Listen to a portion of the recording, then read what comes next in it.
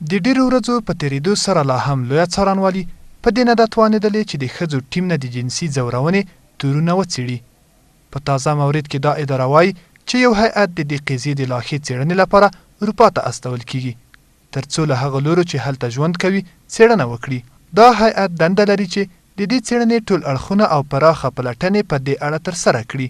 نیاز است جهت اخذ مدارک، اسناد و شواهد و انجام مصاحبه‌های حضوری با نهادها و افراد که در پروسه تحقیق یک امر لازمی و بسیار مهم تلقی میشه ایجاب میکنه تا هیئت به بیرون از کشور سفر بکنن.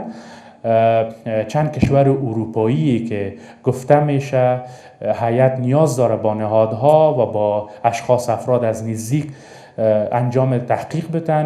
لوی څارنوالی د دې قضیې د ښې پلټنې لپاره د فدراسیون د مرستیال دنده له ځنډوالي څخه بیرون کړه.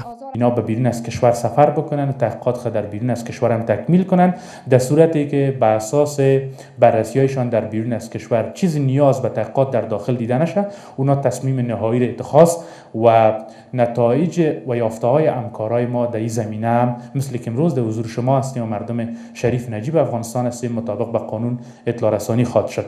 دا ټول په داسې حال کې ترسره کیږي چې څه موده وړاندې د افغانستان د فوټبال ټیم نه د سوء استفادې خبرونه راپورته شول چې یا د مسئلې د حکومت دننه او بهر ډیری غبرګونه راوپارول او لا تر اوسه پورې هم د دې قضیې څېړنې لا پاتې دي.